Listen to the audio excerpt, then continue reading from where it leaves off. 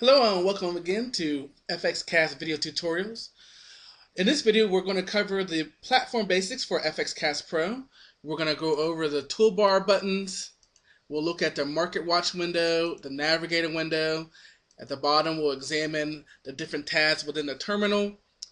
We'll go over some of the basics within the charting of the platform, and we'll also cover how to add some of the indicators to your charts. With that, let's begin. Okay, welcome back to our FXcast tutorial on how to use FXcast Pro. And we've got our program installed, and now we're ready to go ahead and work our way through the platform.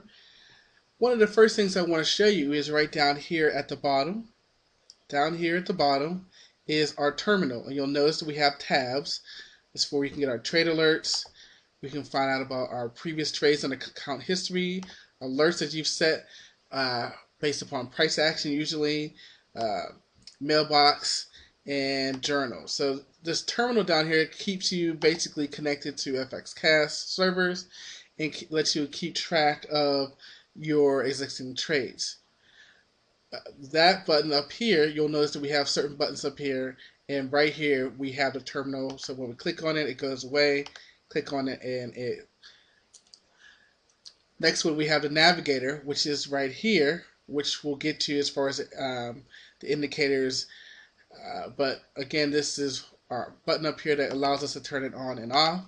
And right here is our market watch, and you'll notice right next to it, we've got our terminal, we've got our navigator, and right next to it, we have our market watch. And our market watch is just basically a simple watch list of our basic currency pairs, and you certainly can resize this to whatever size that you like. So those are just some of the operational things that we have that allow you to, again, keep connected with the market, keep connected with your trade history, and you can toggle these features on and off. But we know what you really want to do is pull up your first chart. So to do that, we'll scroll right on over to our first button here, and you'll see it says new chart, and it gives you some default currency pairs to pull a chart up on, and you can scroll down and you can see some additional currency pairs. We also have our major indexes, we have some other currency pairs, and we have some metals. The other thing we can do is on our market watch, we can find the currency pair that we like, right click on it, and it gives us some options, one of those being a chart window. So it comes up. So here's our first window. That's great. And the first thing that I want to show you is how to change the time frame. So right now you see Euro USD H1. Well, this H in this instance is going to stand for hour, 1 hour chart. And if you see right here, we have different time frames. So we can click on any of these buttons to get a new chart layout. Depending on what type of trader you are, you may go for the longer time frames. You may choose a shorter time frame, or you might be finding support and resistance on a longer time frame. Whatever it may be, here's how you can simply click on the button, toggle on the buttons to change the time frame of your charts. Another thing, again, depending on the type of trader, you might not like bar charts. You might prefer candlestick charts. You might prefer line charts. So we have several buttons right up in our toolbar that allows us to change the time frame and the type of chart that it is.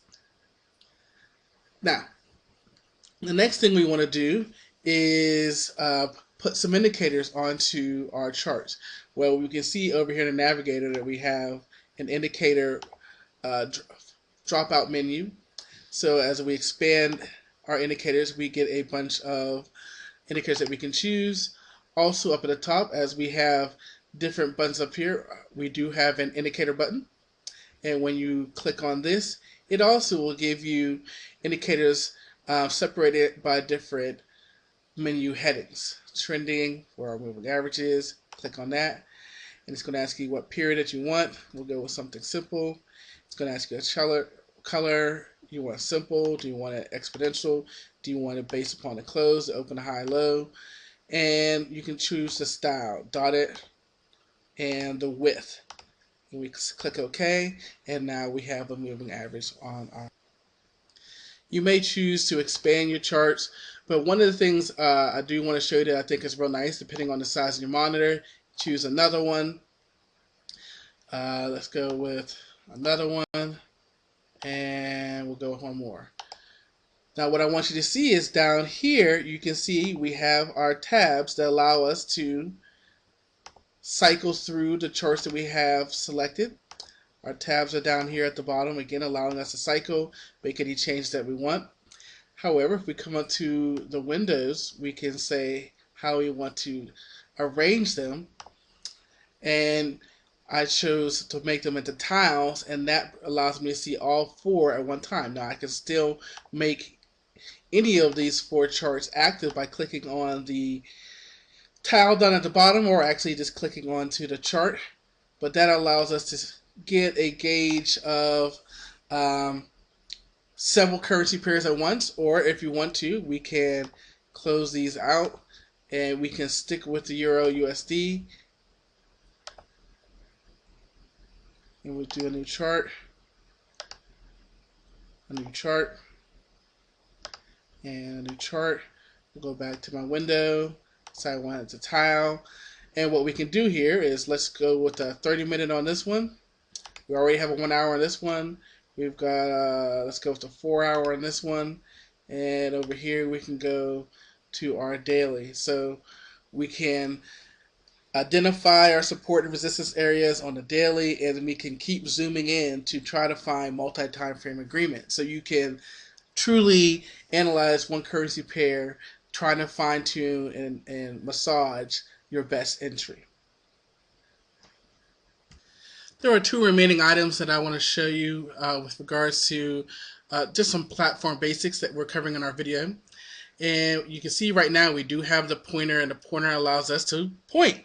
And we can do some clicking and dragging if we want. And one of the most important things to notice is that as you do scroll back and look at time, you want to make sure that you do get back to the correct date.